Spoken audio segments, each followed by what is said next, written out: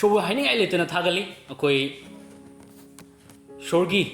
ꯆꯤꯡꯕꯤꯕꯒꯤ ꯃꯄꯥꯟꯅ ꯑꯩꯈꯣꯏ ꯀꯅꯥꯃꯠꯇ ꯉꯁꯤ ꯑꯅꯥ ꯑꯌꯦꯛ ꯌꯥꯎꯗꯅ ꯈꯨꯗꯣꯡꯊꯤꯕ ꯑꯃꯠꯇ ꯂꯩꯇꯅ ꯑꯩꯈꯣꯏ ꯑꯃꯨꯛ ꯎꯅꯕ ꯐꯪꯕꯁꯦ ꯏꯁꯣꯔꯒꯤ ꯊꯧꯖꯥꯜꯅꯤ ꯑꯗꯨꯅ ꯊꯥꯒꯠꯆꯔꯤ ꯃꯌꯥꯝ ꯄꯨꯝꯅꯃꯛꯅ ꯉꯁꯤ ꯑꯩꯈꯣꯏꯁꯦ ꯀꯩ ꯍꯥꯏꯅꯤ ꯏꯁꯣꯔꯒꯤ ꯋꯥꯍꯩꯒꯤ ꯏꯝꯄꯣꯔꯇꯦꯟꯁ ꯑꯩꯈꯣꯏꯒꯤ ꯏꯁꯣꯔ ꯈꯨꯔꯨꯝꯕꯒꯤ ꯏꯝꯄꯣꯔꯇꯦꯟꯁꯇꯣ ꯐꯖꯅ ꯄꯨꯛꯅꯤꯡꯗ ꯂꯩꯕꯤꯔꯀꯥꯟꯗ ꯑꯩꯈꯣꯏꯅ ꯍꯔꯥꯎꯅ ꯄꯨꯟꯅ ꯑꯩꯈꯣꯏ ꯋꯥꯔꯁꯤꯞꯀꯤ ꯃꯇꯝꯗꯒꯤ ꯍꯧꯔꯒ ꯑꯩꯈꯣꯏ ꯊꯥꯒꯠꯃꯤꯟꯅꯔꯛꯄ ꯑꯩꯈꯣꯏ ꯐꯖꯅ ꯑꯩꯈꯣꯏ ꯍꯧꯖꯤꯛ ꯆꯠꯊꯃꯤꯟꯅꯔꯛꯄꯁꯦ ꯑꯩꯈꯣꯏ ꯑꯔꯣꯏꯕ ꯐꯥꯎꯕ ꯐꯖꯅ ꯑꯩꯈꯣꯏ ꯏꯁꯣꯔꯗ ꯂꯩꯃꯤꯟꯅꯔꯀꯥꯟꯗ ꯑꯩꯈꯣꯏ ꯐꯖꯅ ꯑꯩꯈꯣꯏ ꯋꯥꯄꯥꯎ ꯑꯁꯤꯁꯨ ꯐꯖꯅ ꯄꯨꯛꯅꯤꯡ ꯆꯪꯅ ꯇꯥꯃꯤꯟꯅꯁꯤ ꯍꯥꯏꯕꯁꯦ ꯑꯩ ꯏꯍꯥꯟ ꯍꯥꯟꯕꯗ ꯑꯩꯅ ꯍꯥꯏꯖꯅꯤꯡꯕꯗꯨꯅꯤ ꯑꯗꯨꯅ ꯑꯩꯈꯣꯏ ꯍꯧꯖꯤꯛꯇꯤ ꯑꯩꯈꯣই ꯏꯁꯣꯔꯒꯤ ꯋꯥꯍꯩ ꯇꯥꯃꯤꯟꯅꯒꯅꯤ ꯑꯗꯨꯅ ꯋꯥꯍꯩ ꯑꯁꯤ ꯑꯩꯈꯣꯏ ꯇꯥꯃꯤꯟꯅꯕ ꯃꯇꯝꯗ ꯑꯩꯅ ꯃꯌꯥꯝꯗ ꯅꯤꯡꯁꯤꯡꯖꯅꯤꯡꯕ ꯑꯃꯗꯤ ꯑꯩꯈꯣꯏ ꯍꯥꯏꯔꯤꯕ ꯋꯥꯍꯩꯁꯤꯡ ꯑꯁꯦ ꯑꯩꯈꯣꯏ ꯀꯥꯎꯕ ꯂꯩ ꯑꯩꯈꯣꯏꯗꯤ ꯀꯥꯎꯕ ꯂꯩꯕꯅꯤꯅ ꯑꯩ ꯃꯌꯥꯝꯗ ꯔꯤꯀ꯭ꯋꯦꯁ ꯇꯧꯖꯅꯤꯡꯕꯗꯨꯗꯤ ꯑꯩꯈꯣꯏ ꯅꯣꯠ ꯇꯧꯃꯤꯟꯅꯁꯤꯀꯣ ꯀꯥꯎꯕ ꯍꯥꯏꯕꯁꯤꯗꯤ ꯑꯩꯅ ꯉꯁꯤ ꯋꯥꯅ ꯁꯦꯝꯖꯔꯛꯄ ꯁꯥꯔꯃꯣꯟꯁꯦ ꯚꯦꯂꯨ ꯂꯩꯔꯣꯏꯗꯣꯏꯅꯦꯕꯀꯣ ꯑꯗꯨꯗꯨꯅ ꯑꯩꯈꯣꯏ ꯅꯣꯠ ꯇꯧꯃꯤꯟꯅꯁꯤ ꯍꯥꯏꯔꯤꯕ ꯋꯥꯍꯩ ꯏꯝꯄꯣꯔꯇꯦꯟꯁ ꯃꯔꯨꯑꯣꯏꯕꯁꯤꯡꯗꯣ ꯑꯩꯈꯣꯏ ꯌꯥꯔꯤꯉꯩꯗꯤ ꯑꯩꯈꯣꯏ ꯅꯣꯠ ꯇꯧꯕꯤꯌꯨ ꯍꯥꯏꯕꯁꯦ ꯑꯩ ꯍꯟꯖꯤꯟ ꯍꯟꯖꯤꯟꯅꯁꯨ ꯍꯥꯏꯔ ꯂꯥꯛꯏ ꯑꯩ ꯑꯃꯨꯛꯀꯁꯨ ꯑꯩ ꯃꯌꯥꯝꯗ ꯑꯩ ꯅꯤꯡꯁꯤꯡꯖꯅꯤꯡꯕꯗꯨꯅꯤ ꯑꯗꯨꯅ ꯉꯁꯤ ꯑꯩꯈꯣꯏ ꯅꯩꯅꯃꯤꯟꯅꯒꯗꯕ ꯇꯣꯄꯤꯛ ꯑꯗꯨꯗꯤ ꯀꯩꯅꯣ ꯍꯥꯏꯕ ꯃꯇꯝꯗ ꯏꯁꯥꯅ ꯏꯁꯥꯕꯨ ꯌꯥꯖꯗꯁꯅꯨ ꯍꯥꯏꯕ ꯑꯁꯤꯒꯤ ꯇꯣꯄꯤꯛ ꯑꯁꯦ ꯑꯩꯈꯣꯏ ꯉꯁꯤ ꯅꯩꯅꯃꯤꯟꯅꯒꯅꯤ ꯑꯩꯈꯣই ꯈꯪꯉꯤ ꯈ꯭ꯔꯤꯁꯇꯗ ꯂꯥꯛꯈ꯭ꯔꯕ ꯑꯩꯈꯣꯏ ꯉꯁꯤ ꯃꯤꯁꯛ ꯌꯤꯁꯨ ꯈ꯭ꯔꯤꯁꯇꯗ ꯂꯥꯛꯄ ꯃꯇꯝꯗ ꯉꯁꯤ ꯌꯤꯁꯨ ꯅꯠꯇꯅ ꯑꯇꯣꯞꯄ ꯂꯝꯕꯤ ꯑꯃꯠꯇ ꯀꯟꯕꯤꯅꯕ ꯂꯩꯇ꯭ꯔꯦ ꯍꯥꯏꯕꯒꯤ ꯄꯨꯛꯅꯤꯡ ꯑꯗꯨꯒ ꯂꯣꯏꯅꯅ ꯑꯩꯅ ꯂꯩꯔꯝꯃꯤꯕ ꯂꯦꯜꯂꯝꯃꯤꯕ ꯄꯨꯟꯁꯤꯁꯦ ꯑꯔꯦꯝꯕꯒꯤ ꯑꯔꯦꯝꯕ ꯉꯥꯛꯇꯅꯤ ꯀꯥꯟꯅꯕ ꯑꯃꯠꯇ ꯂꯩꯇ꯭ꯔꯦ ꯁꯦꯟ ꯊꯨꯝ ꯂꯟ ꯊꯨꯝ ꯑꯃꯠꯇꯅ ꯑꯩꯕꯨ ꯀꯟꯕꯤꯕ ꯉꯝꯗ꯭ꯔꯦ ꯌꯤꯁꯨ ꯅꯠꯇꯅ ꯂꯝꯕꯤ ꯂꯩꯇ꯭ꯔꯦ ꯍꯥꯏꯕꯁꯤꯒꯤ ꯄꯨꯟꯁꯤꯁꯦ ꯀꯜꯂꯀꯥꯟꯗ ꯑꯩꯈꯣꯏ ꯂꯥꯛꯈ꯭ꯔꯕꯅꯤ ꯍꯥꯏꯇꯥꯏꯕꯀꯣ ꯏꯆꯪ ꯊꯧꯅꯅꯤ ꯂꯥꯛꯏꯁꯦ ꯊꯧꯅꯥ ꯐꯅꯅꯤ ꯂꯥꯛꯏꯁꯦ ꯑꯗꯨꯕꯨ ꯑꯩꯅ ꯉꯁꯤ ꯍꯥꯏꯖꯅꯤꯡꯕꯗꯤ ꯊꯧꯅꯥꯗꯣ ꯀꯗꯥꯏꯗꯒꯤ ꯂꯥꯛꯄꯅꯣ ꯍꯥꯏꯕꯁꯤꯅꯦꯕ ꯏꯆꯪ ꯊꯧꯕꯗꯣ ꯅꯈꯣꯏꯗ ꯀꯗꯥꯏꯗꯒꯤ ꯂꯥꯛꯄꯅꯣ ꯍꯥꯏꯕꯁꯤꯅꯦꯕ ꯏꯁꯣꯔꯒꯤ ꯅꯨꯡꯁꯤ ꯊꯧꯖꯥꯜ ꯑꯗꯣ ꯃꯗꯨ ꯈꯪꯕꯗꯒꯤ ꯃꯗꯨꯕꯨ ꯇꯥꯕꯗꯒꯤ ꯑꯩꯈꯣꯏ ꯊꯋꯥꯏꯒꯤ ꯑꯅꯤꯡꯕꯗꯨꯅ ꯍꯦꯟꯅ ꯂꯨꯏ ꯍꯥꯏꯕꯁꯦ ꯈꯜꯂꯀꯥꯟꯗ ꯑꯀꯤꯕ ꯂꯩꯇꯅ ꯑꯩꯈꯣꯏ ꯊꯣꯛꯂꯛꯈ꯭ꯔꯕ ꯉꯥꯛꯇꯅꯤ ꯍꯥꯏꯇꯥꯏꯕ ꯑꯃꯦꯟ ꯑꯗꯨꯅ ꯑꯩꯅ ꯏꯆꯤꯟꯅꯥꯎꯁꯤꯡ ꯍꯥꯏꯖꯅꯤꯡꯕꯗꯨꯗꯤ ꯈꯨꯗꯤꯡꯃꯛꯁꯤꯡ ꯑꯁꯦ ꯏꯕꯨꯡꯉꯣ ꯃꯍꯥꯛꯀꯤ ꯊꯧꯖꯥꯜ ꯑꯗꯨꯈꯛꯀꯤ ꯃꯄꯥꯟꯅ ꯉꯁꯤ ꯑꯩꯈꯣꯏꯅ ꯉꯁꯤ ꯏꯕꯨꯡꯉꯣ ꯃꯥꯒꯤ ꯃꯐꯝ ꯑꯗꯨꯗ ꯑꯩꯈꯣই ꯂꯥꯛꯑꯀꯥꯟꯗ ngasi magi aning bada ngasi ekoi lepang ambase magi thaujal adu khakki mapandagini haibase aina haijaningi aduna aikoina ngasi krista da lakpadagi krista bu khangbadagi krista ge dabek tak tholakpadagi hauna madugum lo poning achuma poning adu ko loina na aikoina tholakhraba khongpham ado madu aikoi kawya de madu chena aikoi paiba machangibo kuri punsi se hai taibo ko aduna hoi kana gu mamna yam ngalling adi krista bu thajirak pa yai khara thengna thajirak pa yai chahi nauri ba yarom ba yai ama bu ere basu aina born again aina nauna polak pase karma matam dagi no nauna polga matam da ai karama puning loina jisu gi tungi lakhige ima ipa gi aning gi matung ni ilakpra yung manung oira mene ileibra natraga personal loina prabhu gi tung in bagi maram se kari no ai base ai karama mong da kai maram gi dam ilakhige ai base akoi kaw ba suya de buko amen aduna aikoi na kwai digi moroina khanga da badi kai no ai matam da aikoi si taibang pan mi goi ba dubu ngasi chen na pai ba do kai don yadraba mi sing ni maram di krista ka loina aikoi gi taibang pan bi ba adung ba apamba hakchang gi apamba sing hakchang gi thabak sing do loina aikoi se already aikoi simina krebes ni ba aduna aikoi isa gi apam du da amuk aikoi hingba yadre haiba se aina haijaningi aduna aikoi thawai gi aning ba da hingba se madu da boy aikoi khanjaraga aikoi madu da boy aikoi ningjaraga hingba se yamna mathau tare ba se aina phongdok chening baduni aduna ishor gi wahaina kai haiba matam da ꯑꯅꯤꯁꯨꯕ ꯀꯣꯔꯤꯟꯊꯤꯌꯥ ꯄꯟꯗꯨꯞ ꯃꯉꯥꯒꯤ ꯄꯗ 35ꯗ ꯁꯨꯃꯥꯏꯅ ꯍꯥꯏ hinglibasing adu makoi masamaki damak hingdaduna makoi damak sibiraga amuk hingat pikraba ibungogi damak hinganaba mi punamaki damak ibungona sibibani hai amen hallelujah aduna isagi damak hingba yadribako aduna kare hai kay matamda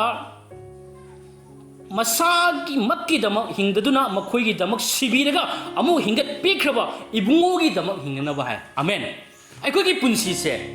ꯑꯅꯧꯕ ꯄꯨꯟꯁꯤꯅꯤ ꯑꯩꯈꯣꯏ ꯐꯪꯖꯔꯤꯁꯦ ꯑꯅꯧꯕ ꯃꯄꯣꯛ ꯑꯃꯅꯤ ꯑꯅꯧꯕ ꯁꯪꯁꯥꯔꯕꯗꯅꯤ ꯉꯁꯤ ꯑꯩꯈꯣꯏ ꯂꯩꯔꯤꯁꯦ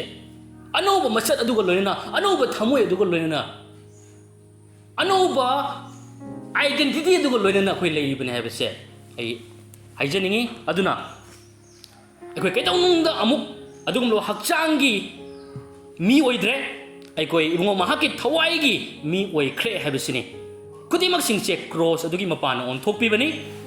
ꯃꯔꯝ ꯑꯗꯨꯅ ꯉꯁꯤꯗꯤ ꯑꯩꯈꯣꯏ ꯊꯥꯖꯈ꯭ꯔꯕ ꯃꯤꯁꯛ ꯑꯃ ꯑꯣꯏꯅ ꯀꯌꯥꯒꯤ ꯃꯇꯤꯛ ꯑꯩꯈꯣꯏ ꯏꯁꯥꯅ ꯏꯁꯥꯕꯨ ꯌꯥꯖꯗꯗꯨꯅ ꯑꯩꯈꯣꯏ ꯏꯕꯨꯡꯉꯣꯒꯤ ꯑꯅꯤꯡꯕꯗ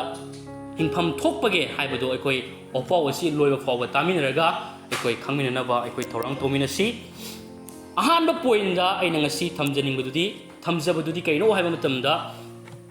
ꯑꯔꯤꯕ ꯃꯤ ꯑꯗꯣ ꯊꯥꯗꯣꯛꯎ ꯍꯥꯏꯕ ꯑꯩꯒꯤ ꯑꯍꯥꯟꯕ ꯄꯣꯏꯟꯗ ꯑꯩꯅ ꯊꯝꯖꯕꯗꯨꯅꯤ ꯌꯦꯡꯉꯨ ꯀ꯭ꯔꯣꯁ ꯑꯗꯨꯗ ꯉꯁꯤ ꯌꯤꯁꯨ ꯈ꯭ꯔꯤꯁꯅ ꯂꯣꯏꯁꯤꯟꯕꯤꯈ꯭ꯔꯕ ꯊꯕꯛ ꯑꯗꯨꯒꯤ ꯃꯄꯥꯟꯅ ꯑꯩꯈꯣꯏ ꯃꯇꯝ ꯄꯨꯝꯅꯃꯛꯀꯤ ꯑꯣꯏꯅ ꯑꯔꯤꯕ ꯃꯤꯑꯣꯏ ꯑꯗꯨ ꯑꯩꯈꯣই ꯁꯤꯃꯤꯅꯈ꯭ꯔꯦ ꯍꯥꯏꯕꯗꯣ ꯑꯩꯈꯣꯏꯅ ꯈꯪꯉꯤ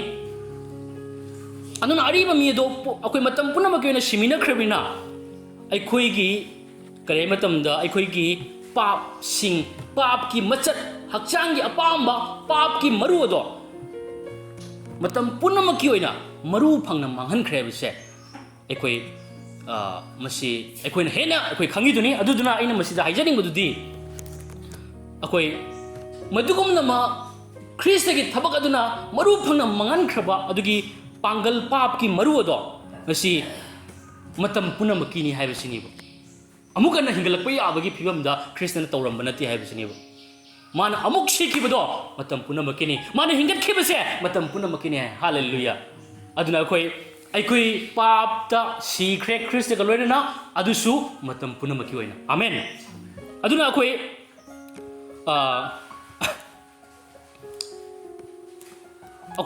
ꯑꯃꯨꯛ ꯄꯥꯞꯁꯤꯒꯤ ꯃꯔꯨ ꯄꯥꯞꯁꯤꯒꯤ ꯄꯥꯡꯒꯜ ꯑꯁꯤ ꯂꯧꯊꯣꯛꯅꯅꯕꯒꯤꯗꯃꯛꯇ ꯈ꯭ꯔꯤꯁꯇꯅ ꯑꯃꯨꯛ ꯂꯥꯛꯄꯒꯤ ꯉꯁꯤ ꯗꯔꯀꯥꯔ ꯂꯩꯇ꯭ꯔꯦ ꯍꯥꯏꯕꯁꯤꯅꯦꯕ ꯑꯃꯨꯛꯇ ꯇꯧꯐꯝ ꯊꯣꯛꯄꯗꯨꯗꯒꯤ ꯍꯦꯟꯗꯣꯛ ꯊꯣꯏꯗꯣꯛꯅ ꯇꯧꯕꯤꯈ꯭ꯔꯦ ꯄꯥꯞꯀꯤ ꯃꯔꯨ ꯇꯣꯇꯦꯜꯂꯤ ꯑꯩꯈꯣꯏꯗꯒꯤ ꯂꯧꯊꯣꯛꯄꯒꯤ ꯃꯔꯝꯅ ꯉꯁꯤ ꯙꯔꯃ ꯆꯦꯟꯕꯗꯣ ꯑꯩꯈꯣꯏꯗ ꯈꯨꯗꯣꯜ ꯑꯣꯏꯅ ꯄꯤꯅꯕꯤꯔꯤꯕꯅꯦꯕ ꯅꯠꯇ꯭ꯔꯒꯗꯤ ꯑꯩꯈꯣꯏꯗ ꯄꯤꯅꯗꯕꯁꯨ ꯌꯥꯕꯅꯤ ꯑꯗꯨꯗꯨꯅ ꯑꯩꯈꯣꯏ ꯃꯁꯤ ꯃꯨꯟꯅ ꯈꯪꯃꯤꯟꯅꯁꯤ ꯏꯁꯣꯔꯒꯤ ꯋꯥꯍꯩꯁꯤ ꯑꯩꯈꯣꯏ ꯑꯗꯨꯅ ꯑꯩꯅ ꯍꯥꯏꯖꯅꯤꯡꯕꯗꯨꯗꯤ ꯑꯩꯈꯣꯏ ꯔꯣꯃꯥꯟꯁ ꯆꯦꯞꯇꯔ 6ꯀꯤ ꯚꯔꯁ 10ꯗ ꯑꯩꯈꯣꯏꯅ ꯑꯗꯨ ꯄꯥꯔꯗꯤ ꯈꯪꯒꯅꯤ ꯑꯗꯨꯒ ꯑꯩꯅ ꯁ꯭ꯀ꯭ꯔꯤꯞꯆꯔ ꯑꯃꯇꯪ ꯄꯥꯖꯔꯛꯀꯦ ꯔꯣꯃꯥꯟꯁ ꯆꯦꯞꯇꯔ 6ꯀꯤ ꯚꯔꯁ 7ꯗ ꯁꯨꯃꯥꯏꯅ ꯍꯥꯏ ꯁꯤꯈ꯭ꯔꯕ ꯃꯤ ꯑꯗꯨ ꯄꯥꯞꯅ ꯈꯨꯗꯨꯝ ꯆꯟꯗ꯭ꯔꯦ ꯍꯥꯏꯅ ꯉꯁꯤ ꯏꯕꯨꯡꯉꯣ ꯃꯍꯥꯛꯀꯤ ꯋꯥꯍꯩꯅ ꯐꯣꯡꯗꯣꯛꯂꯦꯕ ꯌꯦꯡꯉꯣ ꯁꯤꯈ꯭ꯔꯕ ꯃꯤ ꯑꯗꯨ ꯄꯥꯞꯅ ꯈꯨꯗꯨꯝ ꯆꯟꯗ꯭ꯔꯦ ꯍꯥꯏꯕꯁꯦ ꯃꯥꯒꯤ ꯋꯥꯍꯩꯅ ꯍꯥꯏꯔꯤ ꯑꯗꯨꯅ ꯑꯩꯈꯣꯏꯅ ꯉꯁꯤ ꯍꯤꯡꯕ ꯃꯇꯝꯗ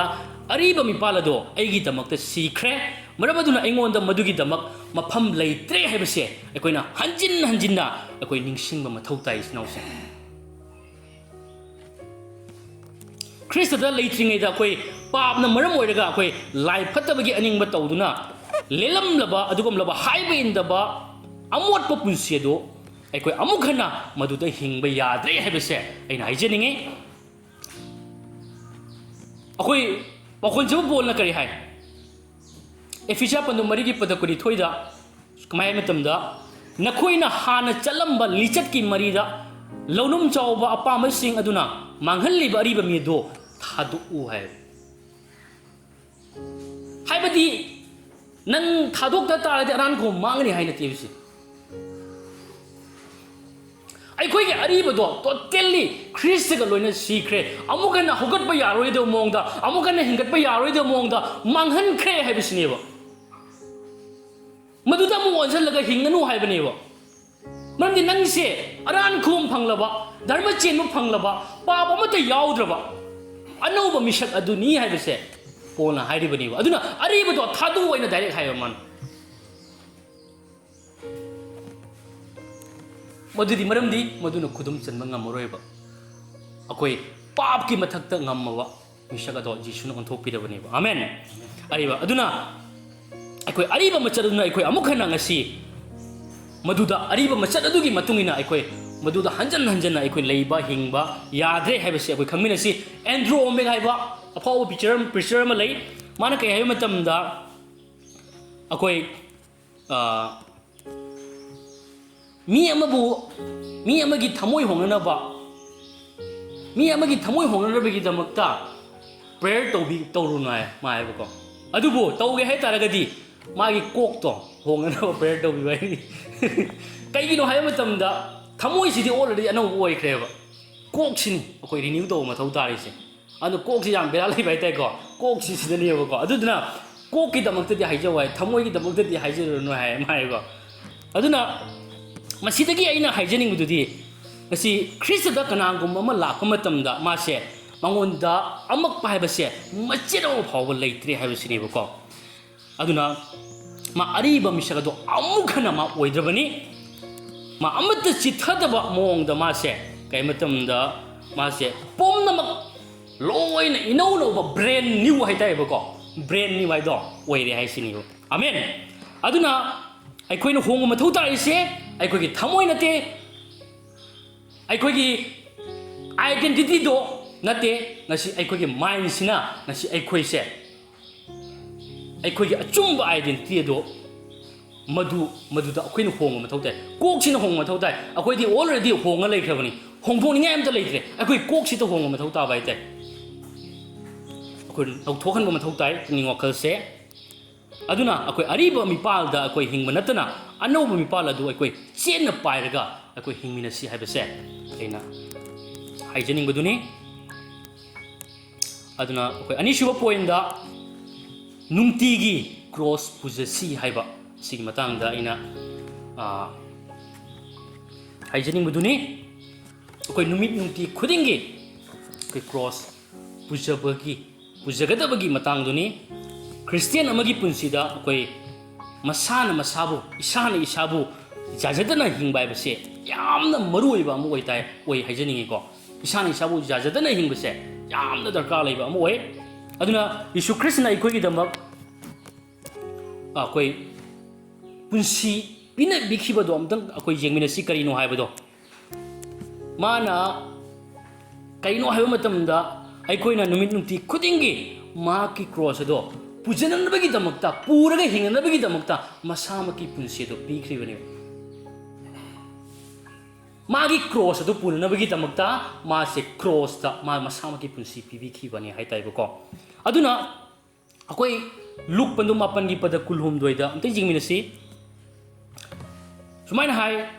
ꯃꯍꯥꯛꯅ ꯃꯈꯣꯏ ꯄꯨꯝꯅꯃꯛꯇ ꯍꯥꯏꯈꯤ ꯀꯅꯥꯒꯨꯝꯕꯅ ꯑꯩꯒꯤ ꯏꯇꯨꯡ ꯏꯅꯤꯡꯂꯕꯗꯤ ꯃꯍꯥꯛ ꯃꯁꯥꯕꯨ ꯌꯥꯖꯗꯁꯅꯨ ꯑꯃꯁꯨꯡ ꯃꯍꯥꯛꯅ ꯃꯁꯥꯒꯤ ꯀ꯭ꯔꯣꯁ ꯅꯨꯃꯤꯠ ꯈꯨꯗꯤꯡꯒꯤ ꯂꯧꯈꯠꯇꯨꯅ ꯑꯩꯒꯤ ꯏꯇꯨꯡ ꯏꯟꯖꯁꯅꯨ ꯍꯥꯏꯅ ꯌꯥꯝꯅ ꯁꯦꯡꯅ ꯏꯗꯨꯅ ꯂꯩꯌꯦꯕꯀꯣ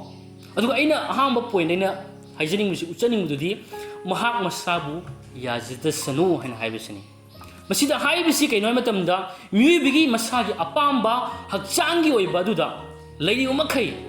ꯑꯗꯨꯒꯨꯝꯂꯕ ꯏꯁꯣꯔꯒꯤ ꯊꯋꯥꯏꯒꯤ ꯑꯣꯏꯕ ꯕꯣꯔ ꯑꯗꯣ ꯀꯩꯗꯧꯅꯨꯡꯗ ꯐꯪꯕ ꯉꯝꯂꯣꯏ ꯍꯥꯏꯔꯤꯕꯅꯦꯕ ꯁꯤꯒ ꯍꯥꯏꯔꯤꯁꯤꯀꯣ ꯊꯋꯥꯏꯒꯤ ꯕꯣꯔꯗꯣ ꯀꯩꯗꯧꯅꯨꯡꯗ ꯃꯗꯨꯗ ꯅꯪ ꯍꯤꯡꯕ ꯉꯝꯂꯣꯏꯕ ꯑꯩꯅ ꯏꯁꯥꯅ ꯏꯁꯥꯕꯨ ꯌꯥꯖꯗ꯭ꯔꯕ ꯑꯣꯏꯗ꯭ꯔꯕ ꯇꯥꯔꯒꯗꯤ ꯌꯥꯗꯕ ꯄꯨꯟꯁꯤ ꯑꯗꯨꯗ ꯂꯦꯟꯗꯕ ꯇꯥꯔꯒꯗꯤ ꯑꯩꯈꯣꯏꯒꯤ ꯄꯨꯟꯁꯤꯁꯦ ꯑꯩꯈꯣꯏ ꯈ꯭ꯔꯤꯁꯇꯤꯌꯟ ꯑꯃ ꯑꯣꯏꯔꯒꯁꯨ ꯏꯁꯣꯔ ꯂꯣꯏꯅꯕꯒꯤ ꯀ꯭ꯔꯣꯁꯇ ꯇꯧꯕꯤꯈꯤꯕ ꯊꯕꯛ ꯑꯗꯨꯒꯤ ꯕꯦꯅꯤꯐꯤꯠꯁꯤꯡꯗꯣ ꯑꯩꯈꯣꯏ ꯑꯃꯠꯇ ꯐꯪꯗꯅ ꯂꯦꯟꯒꯅꯤ ꯍꯥꯏꯇꯥꯔꯦ ꯃꯍꯥꯎ ꯊꯣꯛꯇꯅ ꯑꯔꯊ ꯌꯥꯎꯗꯅ ꯄꯨꯟꯁꯤꯁꯦ ꯂꯦꯟꯒꯅꯤ ꯍꯥꯏꯇꯥꯔꯦꯕꯀꯣ ꯑꯗꯨꯅ ꯑꯩꯅ ꯍꯥꯏꯖꯅꯤꯡꯕꯗꯨꯗꯤ ꯑꯩꯈꯣꯏ ꯇꯁꯦꯡꯅ ꯉꯁꯤ ꯃꯁꯥꯕꯨ ꯌꯥꯖꯗꯕ ꯍꯥꯏꯕꯁꯦ ꯇꯁꯦꯡꯅ ꯑꯩꯅ ꯃꯁꯤꯗ ꯍꯥꯏꯖꯅꯤꯡꯕꯗꯨꯗꯤ ꯈ꯭ꯔꯤꯁꯇꯗ ꯂꯩꯕ ꯃꯍꯥꯛ ꯑꯗꯣ ꯇꯁꯦꯡꯅ ꯃꯍꯥꯛꯁꯦ ꯌꯤꯁꯨꯒꯤ ꯑꯣꯏꯈ꯭ꯔꯦꯕ ꯃꯥ ꯃꯁꯥꯒꯤ ꯑꯃꯠꯇ ꯑꯣꯏꯗ꯭ꯔꯦ ꯇꯣꯇꯦꯂꯤ ꯌꯤꯁꯨꯒꯤ ꯑꯣꯏꯖꯈ꯭ꯔꯕꯅꯤ ꯑꯗꯨꯗꯨꯅ ꯃꯗꯨ ꯈꯪꯉꯀꯥꯟꯗ ꯉꯁꯥꯏꯒꯤ ꯈ꯭ꯔꯤꯁꯇꯒꯤ ꯑꯄꯥꯝꯕꯗꯣ ꯈꯪꯉꯀꯥꯟꯗ mana hingbadubuni haitayibako masabu yadaba haibase Kristagi aningba Kristagi apamba dude hingbaduniba magi apamba dunte Kristagi apamba di mana cross loibi khibataba cross aduna mapung phana hongan khiba thabak aduda mifam thamaga hingba cross ki thabak ado aremba tahanda buduniba Jisuna pamase amen aduga ujigi wahai duda nungti gi cross lokhotuna haina su hai masida ina haijaning bududi cross aduna khoi da pina bini ba yamo marang kaiba adugum loba punsi do aikoi numin nungti khudingi aikoi na phangjaraga aikoi na hingba si shona pami aduna nungti numit khudingi aikoi anai amata leitana laire badigi aikoi mapung phana ko kanda mai pangna thogal tobadu aikoi cross nungti gi pujari ba mahagaduna madugum lo punsi do phangjai haitai bako amen aikoi Matthew chapter 8 ki verse 17 da su koi paragadi khangani aduna cross nungti gi pujari ba mahagado akoi maunga di what nei badi lakani soidana what nei badi soidana lakani Jesus Christ gi aseng ba magi aning bada papung pana hin pai se persecution what nei basi soidana lakani masidi handok pi bada cross ta handok pi bada yarum de ba masigi posidi masidi thengna gani ba ko aduna masi thengna na bagi tamakta prabhu gi aning bada hingba ta bani natraga di akoi Prabhu kita magta chathok taba, Prabhu kita magta thok taba, Prabhu kita magta torok taba taraga di. Kaya tong da persecution siya laway. Adum nungay na lian bayani ba, saan na thakta na nung lay bayani hay basini. Ado na ay na maruay na ay na pusaning bawa pam dudi. Kway dagi maruay budi kayo na ay matam da nung tigi ay koy cross ase pusa basini ba ko. Ado na dusu chang nay na no maka cross ki wakan kalam baga no maka Jisu de jeng jaraga te numin nung ti khudingi chang nay basi jam mathau ta bai te chang nay na akoina cross se puja basi jam na mathau tai aduna madu hek pujara pa matam da kedawi hayo matam da akoi hakchang gi apam babu akoi namhattu na panana ba thawai gi ba ki ni hai tai nung ti gi akoina cross puja basi thawai gi apam ba pangal sing adubu namhallaga lakhallaga akoina madu gi mathakta pan mangam bagi khulai ki aduni amen aduna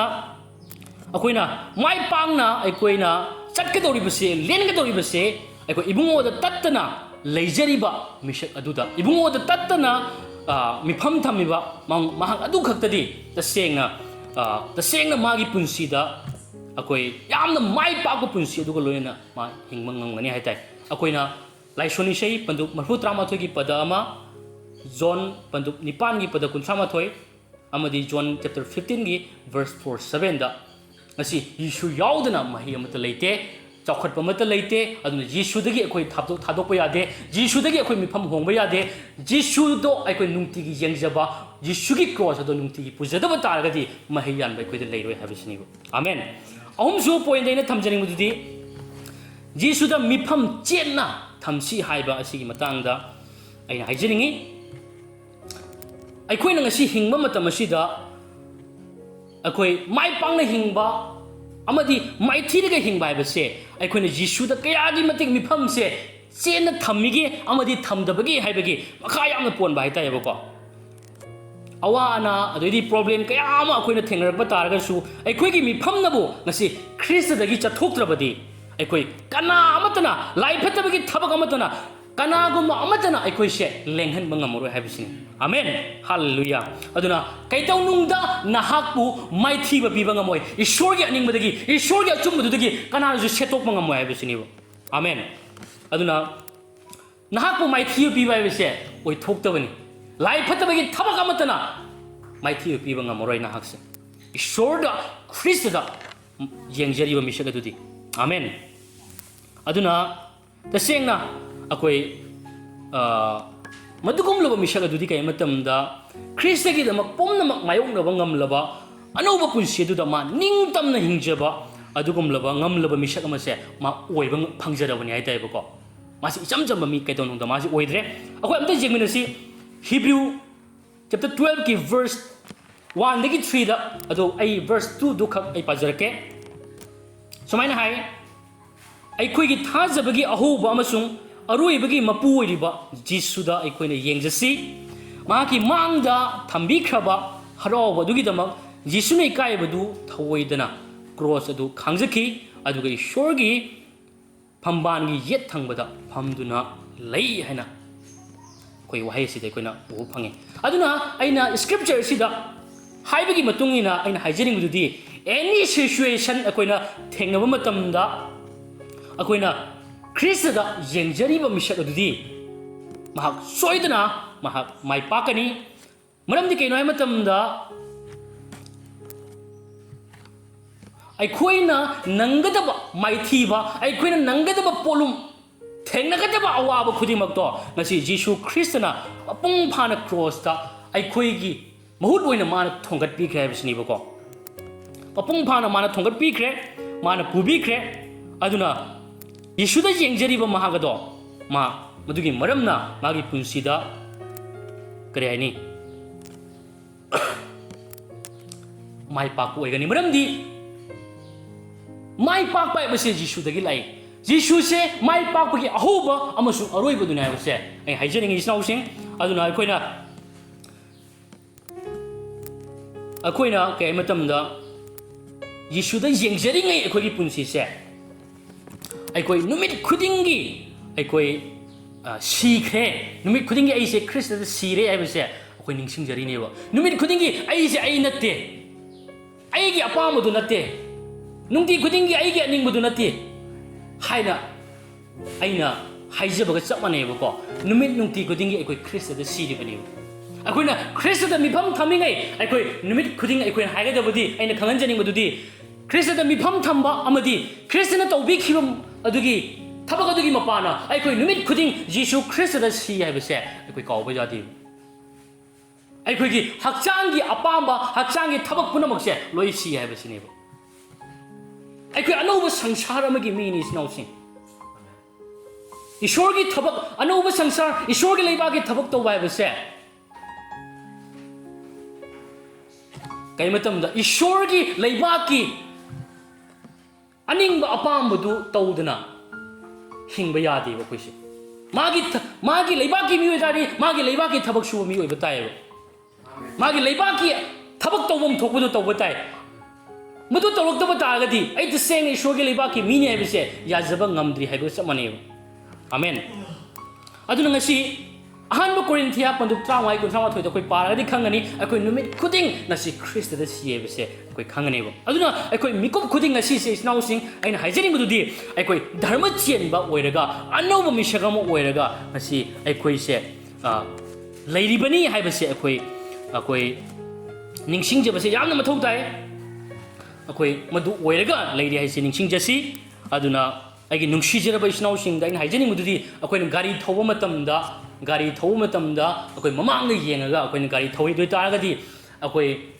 ꯆꯦꯛꯁꯤꯟꯅ ꯊꯧꯔꯀꯥꯟꯗ ꯈꯨꯗꯤ ꯊꯤꯕ ꯑꯝꯇ ꯅꯪꯉꯣꯏ ꯒꯥꯔꯤ ꯊꯧꯕ ꯃꯇꯝꯗ ꯑꯩꯈꯣꯏ ꯃꯅꯤꯡꯗ ꯂꯩꯊꯣꯛꯑ ꯊꯧ ꯇꯥꯔꯒꯗꯤ ꯑꯩꯈꯣꯏ ꯌꯥꯝꯅ ꯈꯨꯗꯤ ꯊꯤꯅꯤꯡꯉꯥꯏꯅꯤ ꯍꯥꯏꯇꯥꯔꯦꯕꯀꯣ ꯃꯇꯧ ꯑꯗꯨꯒꯨꯝꯅ ꯑꯩꯈꯣꯏꯅ ꯉꯁꯤ ꯈ꯭ꯔꯤꯁꯇꯗ ꯌꯦꯡꯖꯔꯒ ꯑꯩꯈꯣꯏ ꯍꯤꯡꯕ ꯇꯥꯔꯒꯗꯤ ꯈ꯭ꯔꯤꯁꯇꯗ ꯃꯤꯐꯝ ꯊꯝꯃꯒ ꯍꯤꯡꯕ ꯇꯥꯔꯒꯗꯤ ꯈ꯭ꯔꯤꯁꯇꯗ ꯅꯨꯃꯤꯠ ꯈꯨꯗꯤꯡ ꯑꯩꯈꯣꯏ ꯁꯤꯃꯤꯟꯅꯔꯒ ꯑꯩꯈꯣꯏꯅ ꯀ꯭ꯔꯣꯁ ꯑꯗꯨ ꯅꯨꯡꯇꯤꯒꯤ ꯑꯩꯈꯣꯏꯅ ꯄꯨꯖꯕ ꯇꯥꯔꯒꯗꯤ ꯀꯩꯗꯧꯅꯨꯡꯗ ꯑꯩꯈꯣꯏ ꯈꯨꯗꯤ ꯊꯤꯔꯣꯏ ꯀ꯭ꯔꯣꯁ ꯑꯗꯨꯒꯤ ꯃꯄꯥꯟꯅ ꯏꯁꯣꯔꯅ ꯃꯔꯥꯡ ꯀꯥꯏꯅ ꯊꯧꯔꯥꯡ ꯇꯧꯕꯤꯈ꯭ꯔꯕ ꯕꯣꯔ ꯑꯗꯣ ꯑꯩꯈꯣꯏꯒꯤ ꯄꯨꯟꯁꯤꯗꯒꯤ उरꯛꯀꯅꯤ ꯃꯗꯨ ꯏꯟꯖꯣꯏ ꯇꯧꯔꯒ ꯐꯨꯜ ꯑꯩꯈꯣꯏꯁꯦ ꯏꯁꯣꯔꯒꯤ ꯅꯨꯡꯉꯥꯏꯕ ꯍꯔꯥꯎꯕꯗꯨ ꯇꯥꯎꯔꯒ ꯂꯨꯞꯄꯒ ꯑꯩꯈꯣꯏ ꯍꯤꯡꯕ ꯉꯝꯒꯅꯤ ꯍꯥꯏꯇꯥꯔꯦ ꯑꯃꯦꯟ ꯃꯔꯝ ꯑꯗꯨꯅ ꯏꯆꯤꯟꯅꯥꯎꯁꯤꯡ ꯑꯩꯈꯣꯏ ꯈ꯭ꯔꯤꯁꯇꯅ ꯄꯤꯅꯕꯤꯔꯕ ꯑꯗꯨꯒꯨꯝꯕ ꯃꯥꯏ ꯄꯥꯛꯄ ꯄꯨꯟꯁꯤꯗꯣ ꯃꯄꯨꯡ ꯐꯥꯅ ꯃꯗꯨꯗ ꯍꯤꯡꯕ ꯉꯝꯅꯕ ꯑꯩꯈꯣই ꯖꯤꯁꯨꯗꯒꯤ ꯃꯤꯐꯝ ꯍꯣꯡꯂꯔꯣꯏꯁꯤ ꯍꯥꯏꯕꯁꯤꯅꯤ ꯑꯃꯦꯟ ꯑꯗꯨꯅ ꯑꯔꯣꯏꯕꯗ ꯑꯩꯅ ꯉꯁꯤ ꯇꯥꯃꯤꯟꯅꯈ꯭ꯔꯕ ꯋꯥꯔꯤꯁꯤꯡ ꯑꯗꯨ ꯑꯩꯅ ꯑꯃꯨꯛ ꯔꯤꯃꯥꯏꯟ ꯇꯧꯖꯅꯤꯡꯕꯗꯨꯗꯤ ꯑꯩꯈꯣꯏꯁꯦ ꯉꯁꯤ ꯑꯩꯈꯣꯏꯅ ꯈ꯭ꯔꯤꯁꯇꯗ ꯂꯥꯛꯄ ꯃꯇꯝꯗ ꯑꯀꯤꯕ ꯍꯥꯏꯕꯁꯦ ꯂꯩꯇꯅ ꯏꯆꯪ ꯊꯧꯅ ꯈ꯭ꯔꯤꯁꯇ ꯅꯠꯇꯅ ꯂꯝꯕꯤ ꯂꯩꯇ꯭ꯔꯦ ꯍꯥꯏꯕꯗꯣ ꯄꯨꯡꯂꯣꯏ ꯂꯣꯏꯔꯦ ꯍꯥꯏꯕꯗꯣ ꯑꯩꯈꯣꯏ ꯈꯪꯂꯀꯥꯟꯗ ꯄꯨꯝꯅꯃꯛꯁꯦ ꯇꯥꯏꯕꯪꯄꯥꯟꯕꯒꯤ ꯑꯣꯏꯕꯁꯦ ꯑꯔꯦꯝꯕ ꯉꯥꯛꯇ ꯑꯣꯏꯔꯝꯂꯦ ꯃꯁꯤꯅ ꯁꯅꯥ ꯂꯨꯄꯥ ꯂꯟ ꯊꯨꯝ ꯑꯃꯠꯇꯅ ꯑꯩꯈꯣꯏꯕꯨ ꯀꯟꯕ ꯉꯝꯕ ꯅꯠꯇꯦ ꯍꯥꯏꯕꯁꯤ ꯈꯪꯉꯀꯥꯟꯗ ꯑꯩꯈꯣꯏ ꯂꯥꯛꯈ꯭ꯔꯕꯅꯦꯕ ꯑꯗꯨꯅ ꯊꯋꯥꯏꯗꯨꯅ ꯂꯨꯔꯦ ꯍꯥꯏꯕꯁꯦ ꯇꯥꯏꯕꯪꯄꯥꯟꯁꯤꯕꯨ ꯐꯪꯖꯔꯒꯁꯨ ꯊꯋꯥꯏ ꯃꯥꯡꯖꯔꯒꯗꯤ ꯄꯨꯝꯅꯃꯛ ꯑꯔꯦꯝꯕꯅꯤ ꯍꯥꯏꯕꯗꯨꯗ ꯆꯞꯆꯨꯡꯅ ꯂꯦꯞꯄ ꯀꯥꯟꯗ ꯑꯩꯈꯣꯏꯁꯦ ꯈ꯭ꯔꯤꯁꯇꯒꯤꯗꯃꯛ ꯊꯣꯛꯂꯛꯈ꯭ꯔꯕ ꯉꯥꯛꯇꯅꯦꯕ ꯃꯗꯨ ꯊꯣꯛꯂꯛꯄ ꯉꯝꯕꯒꯤ ꯊꯧꯅꯥꯗꯣ ꯏꯁꯣꯔꯒꯤ ꯊꯧꯖꯥꯜ ꯑꯗꯨꯅꯦꯕ ꯑꯃꯦꯟ ꯑꯗꯨꯅ ꯃꯗꯨꯒꯤ ꯊꯧꯅꯥꯗꯣ ꯑꯩꯈꯣꯏ ꯍꯟꯕ ꯌꯥꯗꯦ ꯃꯗꯨꯒꯤ ꯑꯆꯨꯝꯕ ꯈꯣꯡꯊꯥꯡꯗꯣ ꯍꯧꯖꯤꯛꯁꯨ ꯃꯗꯨꯗ ꯆꯞꯆꯨꯡꯅ ꯊꯥꯡꯕ ꯑꯃ ꯆꯪꯉꯤ ꯍꯥꯏꯇꯥꯔꯦ ꯑꯃꯦꯟ ꯑꯗꯨꯅ ꯃꯁꯤ ꯑꯩꯈꯣꯏꯒꯤ ꯄꯥꯡꯒꯜ ꯅꯠꯇꯦ ꯏꯁꯣꯔꯒꯤ ꯅꯨꯡꯁꯤ ꯊꯧꯖꯥꯜ ꯑꯗꯨꯒꯤ ꯃꯄꯥꯅ ꯑꯩꯈꯣꯏꯅ ꯃꯗꯨꯒꯤ ꯑꯆꯨꯝꯕꯗꯨꯗ ꯉꯁꯤ ꯂꯦꯞꯄ ꯉꯝꯂꯤꯕꯅꯤ ꯉꯝꯁꯨ ꯉꯝꯍꯟꯕꯤꯒꯅꯤ ꯍꯥꯏꯕꯁꯤꯅꯦꯕ ꯑꯃꯦꯟ ꯑꯗꯨꯅ ꯑꯩꯈꯣꯏ ताइबंग पानबगी ओइबदो अखोई मदुदा अखोई चेना पाइरोइसी मदु चेना पाइबा यादे अखोई ngasi ख्रिस्टग लोयना अखोई जे सिमिनख्रबनि हाइबदो अखोई मदुदा खंगजदुना अखोई इसागी अपाम अपाम मदुदा तौरगा हिंगब नतना ख्रिस्टगी दमक थवाइगी अनिंगबदा हिंगब अदुदबु अखोई खंजमिनबा याम मथौ तारे अदुना अखोई ngasa हाइबदो अखोई रोमन चैप्टर 6 की वर्स 7 दा हाइबदो सीख्रब मिदो पामन खुदुम चंद्रे हना हाय हालेलुया हालेलुया अखोई हिंगलिबा पुंसी से अरीब मिपाल अदु नतीब अनौब मिपाल मनी अनौब पुंसी मनी अदु अनौब पुंसी से करे मतमदा पाप की मफम लेत्रब पुंसीनी अदुना पाप की मफम लेत्रब पाप की मरु फाव लौथोख्रब अनौब मिसक अमने बसे हंजिन हंजिन अखोई निंगसिंगबा मथौ ताई हाना निंगसिंग मदुगी हेना हौजिंगना मु तरंग तरंगना खंगना निंगसिंगबदो मथौ ताई हाइजनिंगी अदुना अखोई ख्रिस्टदा लाक्रिङैदा पापना मरम ओइरगा अखोई लाइ फत्तबगी अनिंगबदा मदुदा तौरगा अखोई लेलंबा तारगसु ngasi अखोई मदुदा अमुक तौबा याद्रे मदुदा अखोई हिंगबा याद्रे अखोई अरिबा मचदुदा अखोई अमुक हन्ना अखोई हंजिनबा याद्रे अइना हाइजनिंगी अदुगा अखोई अइना अमुक निंगसिंगजनिंगबदुदी अखोई नुंगती नुमित खुदिंगी अखोई अना एक अमत याउदना लाइरबदी कोकचरगा मदुदगी माइ पांगना अखोई थौगल तौबा से ईश्वरना पामी इना खुनबा नादा येक्तबा पिने बिरिसि करिगिनो प्रभु की थौगल की दमक्तनी अखोई एन्जॉय तौनबा नतेबो पैसा लुपा पाइरगा लौनिंग तौनिंग निंखा तम तौनबा नते ईश्वर की दमक सिननबगी दमक्तनी अदुनी ईश्वर की अनिंगबगी मतुंगिना हाइजबा तारगदी ईश्वरना पिबिगने दो ईश्वर की अनिंगबदो करिनो अखोई खंगमिनसी असेरेना ईश्वर की अनिंगबदुगी मतुंगिना जुम दरकार लेरे कार मथौ तारे लोइना पिबिदोरिमि मथौ थौगल की पुंसीसिदा ईश्वर की थौगल की दमक्सिदा मथौ तारपदुदी ईश्वरना अवाट पलेतने पिबिगनी हाइबसिनिबा आमेन अदुना अखोई नुमिन नुंती खुदिंगी अखोई ngasi क्रॉस असे पुजसी अखोई क्रॉस पुजरीबा महागदुदी तसेंगना मा आई जिसुगी मपाना माइ पाकले हाइना खंजरगा खोंग थांगबा मिसक अदुगा चमनेबको आमेन आई क्रॉस अदुना आई माइ पाकबा मनेना चटपगा चमने हाइताय क्रॉस पुजबा इसे आई माइ पाकले ना लाउरगा हिंगा चटपगा चमनेबको अदुना मसी अखोई मुन्ना चेक्सिना खंगमिनसी थमोइदा मरा तानमिनसी ख्वाइदगी मरुइबदुदी अखोई नुंगतीगी क्रॉस चांग नाइना पुजबसी यामना मथौ ताय अखोइना करेनी मधु पुजरक मतमदा हक्चांगी अपाम्बा थबक पुनमक्से लोइना ngasi अमुक हन हौगटपा ngमोय ngasi थवाइना रूल तौरगा पाननबगी दमक्ता अखोइना नुंगतीगी क्रॉस पुजबसे खुलाय मनिबको मधुबु ngamnanaba haitayko aduna ibungoda tattana leijariba misak adudi kai matamda mase soidana mai pakpado magi punsidu uba ngamgani haitayko amen aduna ikoi jisudagi mifam hongloisi अखोइना जिसुदा लेब मतमदा अखोइ माइ पाकपा सोइदना हिंगलकनी अखोइ जिसुदा येंगजबा हाइबसी अखोइ नुमिन नुंती खुदिंगी आइसे ख्रिस्टना सिब मतमदा मदुगा सरुक जामिनरिबनी आइसे नुंतीगी आइसे ताइबंग पानबी ओइबा दुदा अखोइ नुंतीगी सी आइसे हक्चांगी अपामदुदा सी आइसिदी इनौनोबा मपोकमा इनौनोबा पुंसीमा इनौनोबा थमोयमा इनौनोबा वाखनमा इनौनोबा ताइबंग पानमदा हिंगलिबनी हाइबसे मा मदुमाइना मा हिंगबंगा मकनी हाइताइको मा मदुमाइना मा चटपंगा मकनी अदुना मदुमाइना माना खल्लकांदा यामना प्रभुना अवाटपा अमत लेहनबिरो हाइबा पुंसीदो मा फंगजगनीबको पोट पुनमक हापचिनबिगनी हाइबा पुंसीदो मा फंगजगनी अदुना इकोइ ngasi मिकुप खुदिंग ngasi धर्म चेंबो ओइदुना वे अनव मिसक अमा ngasi अखोइ ओइरिबनी हाइबसे ओइरबनी हाइबसे अखोइ निंगसिंगजसी अदुना अखोइ अइना हाइजनिंगबदुनी ngasa हाइख्रे अखोइ की थौरिबा अइना हुजिक थौरिबा गाड़ी असे ngasi चेक्सिन थौमिनसी अखोइ तुंगहना येंगोइसी अदुना तुंगहना येंग तारगदी मांगदा कुटपा लेरंबा जाय अखोइ लोखादा फाव थौदखिबा जाय बिदिबको अदुना अखोइ तुंगलुमदा येंगलगा प्रभु की थौगल तौबा यादे अदुना जिसुना हाइबिरमबदो अखोइ लांगोन पाइरगा तुंगलुमदा येंगबा कनामतना आइगी लेबाकता ईश्वरगी लेबाकता चंगबा मतिक चादे हाइबदुनिबको अदुना अखोइ ईश्वरगी लेबाककी मिसक अमा ओइग्रबनी अखोइ तुंगलुमदा हन्ना येंगदुना ख्रिस्टबु मांगलुमदा थमकांदा अखोइ लाख्रबा ngaktani aduna अखोइ मांगलुमदा ख्रिस्टगी तुंगिलिबा तुंगहना येंगद्रबा मिसकसिंग ngakta ओइख्रबने बसे अखोइ निंगसिंगमिनसी मसी कावबा सुयादे अखोइ थौना फना इचंग थौना हक्चांगी अपामदो मसी अमत कानद्रबनी हाइबदो खंगकांदा कोई लाखरबा थोलखरबा ईश्वरगी थौजालना लेफनबिरिबा मिसिंग हाइबसे कोई कावजादे मरम अदुना इस्नाउसिंग अदुना हाइबा कृष्ण पिनबिरिबा माइबाक पुंसेदो कोई मपुंग पान हिंग ngमनबा कोई जेसुदगी मिफम कोई होंगलरोइसी हाइबसे आई थमजनिंगी अदुना इरोय लोइबदा आइना हाइजनिंगबुदुदी आइना हाइजनिंगबुदुदी कइनो आइ मतमदा कोई क्रॉस अदुदा कोई नुंगतीगी सीरी हाइबसे कोई काउथोक्तुना कोई थवाइगी अनिंगबदुबु करिसु नतना खल्लगा ना हिंगलिब्रा स्नाउसिंग अकोई नुमिनुंगती खुदिंगी चांग नाइना क्रॉस अदु पुजबगी महुत्ता इसागी अपाम अपाम अदुदा लुप्तुना ना हिंगलिब्रा मधुगुमना हिंगबा तारगदी ख्रिस्तना पिने बिख्रबा माइबागो पुंसेदो ना कैदौनुंगदा एक्सपीरियंस तौबा ngमोय एक्सपीरियंस फंगबा ngमोय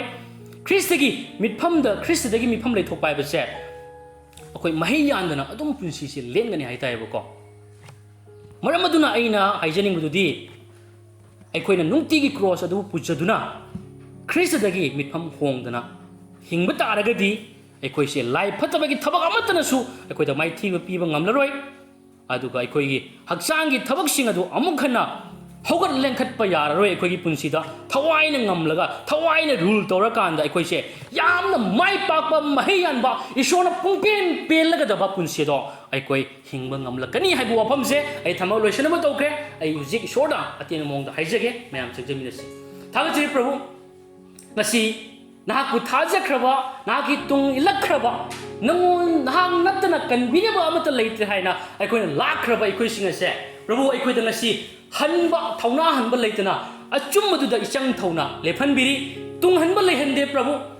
nungti numit khudingi अखोइ cross aduda yengjaraga अखोइ cross pujaba nahakna tawbikraba mai pakpado madu oire haina अखोइ pujaraga imo nahakna अखोइगे हक्चांगी अपाम पोमनमा क्रॉस सिमिना खरिबदो मदु निंगसिंगजदुना थवाइगी अनिंगबा थवाइगी माइ पाकबदुदा प्रभु अखोइ नुंगतिगी खोंग थांगजबसे नहांगना चामदा चामा नहांगना असुगी मतिक पामे हैबसे वाहि असिदगी अखोइ तामिनाख्रे मसिमक तौ मथौ तायबसे अखोइ तामिनाख्रे प्रभु थागछि प्रभु अखोइ नुमित नुंगति खुदिंग असिदा प्रभु अखोइ हाना लेरम फियमदगी हौजिक नमुक हेना प्रभु नहागु खंगबा नागी थौगलदा हेना थवाइद मिट पांगबा अखोइगी चर्च नहांगु हेनबिरी मसिगिदमक थागचरी ngasi तामिनाख्रे वाइसिना मरम ओइरा प्रभु अखोइ नुमित नुंगति खुदिंगी हिंगबा मतम असिदा नागी थौजाल नागी नुंगसीबा नाना क्रॉस तौबिखिबा दुबु मदुदगी मिफम सुंगम होंदोक्तदुना प्रभु अखोइ मदुद चेना लेप्तुना नुमित खुदिंग अखोइ नौन सी हाइबदो खंगकांदा थवाइगी ओइबा हरावबा निंगतम्बा माइ पाकपदुदा अखोइना लेपगा हिंगबा ngमनबा प्रभु तामिनाख्रे वाइसिंगसे बोरगी मस ओहिनबियो हाइना नाके नफमदा हाइजबगा लोइना खुदिमक जीसु ख्रिस्टगी मिंगदा हाइजबनी आमेन।